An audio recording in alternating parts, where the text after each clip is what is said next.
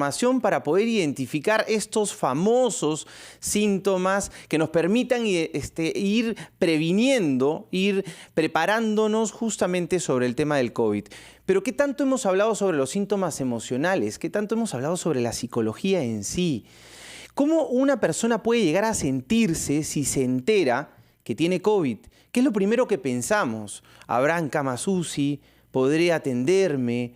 ¿Estaré en riesgo? ¿Mi vida estará en riesgo? Esto genera un sinfín de emociones, también nos generan estrés, nos puede llevar a niveles altos de ansiedad y aparecen estos síntomas que pertenecen a la psicología, que pertenecen a la salud mental, que tiene que ver con nuestras emociones y que no podemos dejar de pasarlas desapercibidas. Hay que trabajar, hay que intervenir, hay que aportar también sobre este punto. Vamos a estar hablando para ello con Yuneli Paz, que es psicóloga del Hospital de Emergencia de Evitarte. Te damos la bienvenida, Yuneli. ¿Cómo estás? Muy buenas tardes. Hola, ¿qué tal? Muy buenas tardes. Gracias por esta invitación y un cordial saludo también para todos los televidentes. Un gusto tenerte aquí en el programa, Yuneli. Yo empezaría de frente preguntándote, cuando una persona llega, porque estás tú en el área de emergencia incluso, ¿no? Cuando una persona llega al área de emergencia de un hospital, de por sí, más allá del COVID, nosotros podríamos estar hablando de una sintomatología emocional. ¿Hay problemas o dificultades que ya desde el primer momento que uno entra a una sala de emergencias están presentes? Definitivamente, ¿no? Justo te escuchaba y me impactó. Vamos más de 600 días en esta nueva realidad y nosotros hemos aprendido, claro, a descubrir de que hay pues más que de pronto esta nueva realidad son las crisis que afrontamos. Entonces, el hecho de haber pasado esta pandemia es la incertidumbre, el miedo, ¿no? Y también el desapego. En la primera y en la segunda ola esto fue mucho más evidente porque el familiar dejaba a su ser querido, pero no podía ingresar, ¿no? El régimen de visitas restringido, la comunicación, la información médica solamente a través del celular, entonces genera una crisis, ¿no? Y desde el área de salud mental, todo el equipo del Hospital de Emergencia de Evitarte ha trabajado de dos formas, ¿no? Principalmente atendiendo crisis, de pronto cuando traían al padre, a la madre, al cónyuge, ¿no? Y exponerse para dejarlo justamente en el área de emergencias, llanto, temor, furia, frustración, y también algo importante, después de hacer la intervención en crisis, psicoeducarlos. ¿Qué significa psicoeducarlos? Explicarles cuáles son los procesos, la información hospitalaria para no generar expectativas, sino de pronto ayudar en ese nuevo proceso de adaptación, tanto del paciente como de la familia. Claro, yo me imagino en el momento en el que damos información relevante al paciente, le estamos dando también la oportunidad de sentir cierto control sobre lo que está pasando. Y estamos de esa manera, como tú bien mencionas, disminuyendo esta incertidumbre y por lo tanto bajando la ansiedad. Ahora, estabas mencionando sobre, además de esta psicoeducación, una intervención en crisis. ¿Cómo podemos explicarle, por ejemplo, a las personas que nos están siguiendo la diferencia entre una intervención en crisis y una psicoterapia o una terapia en sí? Yo me imagino que la intervención en crisis apunta no necesariamente a solucionar todos los problemas, pero sí a encontrar una estabilidad emocional. Exacto, muy buena pregunta. Generalmente cuando afrontamos una situación de emergencia, ¿no? El Ministerio de Salud ha denominado a esto una emergencia, como un desastre, una pandemia. Las personas brindamos diversas respuestas emocionales y conductuales. ¿No? Entonces, de pronto, en la primera, segunda ola, el haber traído a tu ser querido cuando los hospitales estaban copados y pasar por el hospital 1, el hospital 2, el hospital 3 y llegar al nuestro buscando esperanza, buscando llanto, el psicólogo de salud mental brindaba esa contención emocional. Y dentro de este proceso hay 3 pasos, ¿no? El conectar, el validar y el acompañar. Porque a veces la familia racionalmente podía entender que era una situación crítica, pero lo que tú necesitas es un trato cálido, un trato humano, y eso Claro. es también lo que hemos hecho, el tomar la mano, el decir, por ejemplo, puedes llorar, ¿no? Señorita, mi padre está mal, ¿qué voy El, a hacer? Y llora. el poder validar las emociones y conectar. Qué herramienta tan importante. Ahora también pasa, por ejemplo, a los psicólogos nos puede llegar a pasar que estamos ayudando al paciente y en eso volteamos y vemos que a los profesionales también hay que ayudarlos, también hay que darle fuerza, porque los profesionales, por ejemplo, los médicos, están viviendo momentos difíciles ahí, en la zona de trabajo, en la zona de emergencia. De eso te quiero preguntar cuando volvamos de la pausa, Yoneli. Ahorita nos vamos un ratito y regresamos aquí en Espacio Vital. Estas dificultades psicológicas cuando nos enteramos que tenemos COVID, cuando tenemos que afrontar los distintos retos y problemas que este virus y esta enfermedad nos ha traído por tanto tiempo. Estamos hablando con Yuneli Paz, que es psicóloga del Hospital de Emergencia de Atevitarte. Yuneli, antes de salir a la pausa te preguntaba, la intervención en crisis, que es una estrategia, una herramienta de la psicología o de distintos profesionales de la salud mental, también puede ser utilizada, también es necesario trabajar con el personal de salud en el área de emergencia, por ejemplo, con los médicos. ¿Se dan estas situaciones? Definitivamente sí, nosotros hemos tenido la oportunidad a lo largo de estas 2 olas, en realidad durante toda la pandemia, de realizar diversas estrategias y diversas intervenciones.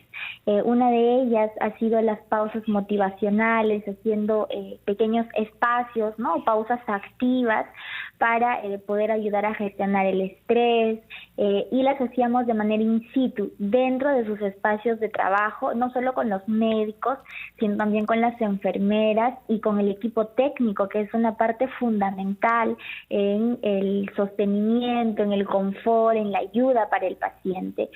Asimismo, después de las pausas motivacionales hemos hecho diversas capacitaciones, hemos hecho talleres y también tuvimos una experiencia muy bonita de hacer talleres vivenciales solamente para trabajar la expresión de emociones, porque recuerda que esta segunda ola, esta pandemia en realidad nos ha traído pues el tema de afrontar duelos. Es la parte dura, fría de cuando trabajas con personas y en el día a día ver personas fallecer, ¿no? Te recarga emocionalmente y en estos talleres vivenciales para expresar la emoción ha tenido la finalidad, ¿no?, de que ellos puedan también sentirse validados, de que está bien ponernos tristes, está bien sentir ese cansancio, está bien a veces enojarnos o frustrarnos.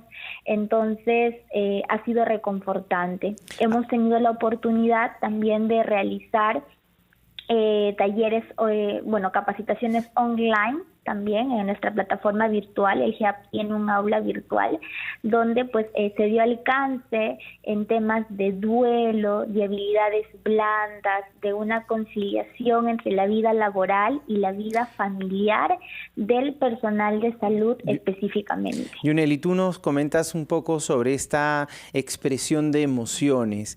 Muchas veces las personas consideran que hay que pasar la página rápido, que no hay que dar ese espacio, no hay que permitir que alguien se ponga triste, y entendemos que muchas veces se da por el miedo a que esta persona, si se llega a poner triste, pueda caer en una depresión y que nunca más vaya a salir de ese estado. Y en este temor pueden terminar por cohibir, por invalidar las emociones. ¿Qué le podemos decir a estas personas? ¿Cuál es el problema? ¿Qué trae a continuación si es que un ser humano no puede expresar su dolor frente a la pérdida de un ser querido, que no puede expresar su temor frente a la enfermedad? ¿Qué otras cosas pueden traer? Bueno, en definitiva, a lo largo puede desencadenar un trastorno emocional, un trastorno de personalidad. Segundo, nuestro cuerpo, como psicólogo tú también sabes, siempre comunica, ¿no? Entonces, podríamos desencadenar enfermedades físicas a consecuencia de esos impactos emocionales que no son expresados. Y naturalmente el sentimiento de abandono, o cuando cuando pase todo esto, de pronto estar expuestos a un estrés postrauma, a una depresión, ¿no? Que nos inhibe. Lo que pasa es que también hay un tema bastante cultural, ¿no? Donde se nos dice no llores, tienes que ser fuerte, y se tergiversa el tema de ser positivo, de ser resiliente. Y uno puede ser resiliente y uno puede ser positivo aceptando y encontrándose con su emoción de miedo, de enojo, de llanto. Todas son válidas, todas son importantes.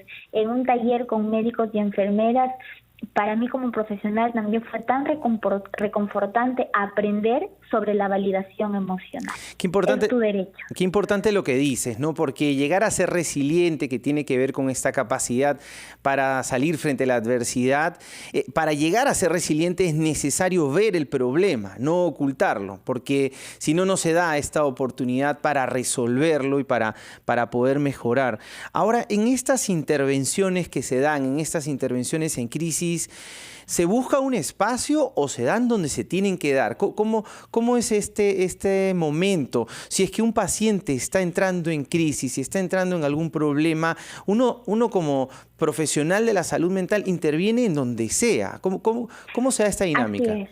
Bueno, en el Hospital de Emergencia Tevitarte nosotros somos un equipo bastante compenetrado, somos 9 psicólogos y una médico psiquiatra, y efectivamente hemos tenido la oportunidad de estar por los diferentes servicios, en emergencia, en hospitalización y en UCI. Y en cada uno de los servicios, como la conducta humana es inesperada muchas veces, in situ, nosotros hemos realizado el abordaje en la cama del paciente, cuando se ha tratado de un paciente, de pronto en el hall de recepción, cuando se ha tratado de una familia devastada, en crisis, o también dentro de pronto del stand de medicina, donde estaba el personal de salud llorando o en crisis o agobiado. Hemos tratado de brindar un acompañamiento muy personalizado, ¿no? Y hemos hecho rondas diarias por todos los ambientes hospitalarios de nuestra institución. Qué importante humanizar también la labor de los médicos, del personal de salud en general. A veces nos olvidamos, creemos que son robots o que son personas insensibles, y las personas que tenemos la oportunidad de conocer o tener a alguien cercano, ya sea un enfermero, una enfermera, un doctor, un médico, una médico, al final terminamos descubriendo que son personas igual que nosotros y que sufren y que también tienen como meta y como vocación poder ayudar a los demás. Ahora, ¿y cómo hacemos, por ejemplo, con la familia, con las personas que están en la casa y que no pueden ser psicólogos, obviamente, no pueden ser psicoterapeutas, pero igual quieren aportar, quieren ayudar a esta estabilidad emocional del paciente que ha tenido, que tiene COVID, pero que está en la casa, por ejemplo? ¿Qué consejo les podemos dar? Así es, como parte de una de las funciones que hemos realizado, nosotros nos hemos contactado de una manera muy puntual con las familias de nuestros pacientes críticos, ¿no? Que estaban en un ventilador mecánico con una cama UCI.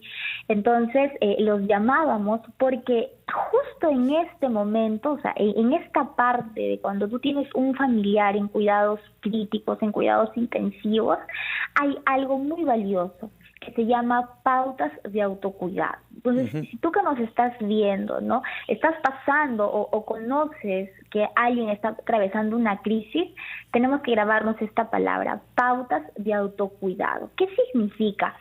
A veces nos centramos de pronto en la medicina, en que los días pasan y nos olvidamos o dejamos, porque nos embargamos por la pena, la tristeza, de hacer actividades básicas como bañarnos, comer, tomar agua, dormir, cambiarnos la ropa, y créeme que estas pautas de autocuidado, hacer estos cortes de pronto inclusive de la abundante mala información recibida, ¿no? Ha sido sorprendente en nuestra experiencia cuando llamábamos a las familias que tenían pacientes en UCI y les brindábamos estas indicaciones y llorando nos decían gracias. Que estaban siendo efectivas en ese sentido. Exacto, o sea, claro. Nadie me dijo, nadie me preguntó si ya comí, nadie me dijo que por favor me cambie, y de corazón lo agradecían y lloraban. ¿Por qué? Porque generalmente el cónyuge que se hacía responsable tenía que ser fuerte frente a los hijos, tenía que ser fuerte frente al padre o a la madre del familiar que estaba hospitalizado, y había una recarga emocional. Entonces, como que nadie se centraba en esa persona, ¿no? Perfecto, Yuneli. Eso. Perfecto, es importante lo que estás mencionando, ¿no? Porque al final terminamos a veces por focalizarnos en el paciente, en la persona, y nos olvidamos que todos somos un equipo, que a veces todo esto es un sistema y que en todo caso los pacientes somos todos y también vivimos distintas dificultades, y que no hay que olvidarnos en trabajar en nosotros para poder ayudar a los demás. Gracias, Yuneli, por habernos acompañado en esta tarde, por habernos dado estos consejos tan importantes para las personas que nos están escuchando. Muchas gracias. Te mandamos un fuerte abrazo y una feliz Navidad. Nosotros vamos a ir a una pausa y vamos a volver aquí hablando sobre las épocas navideñas y también los movimientos emocionales. Ya regresamos. En la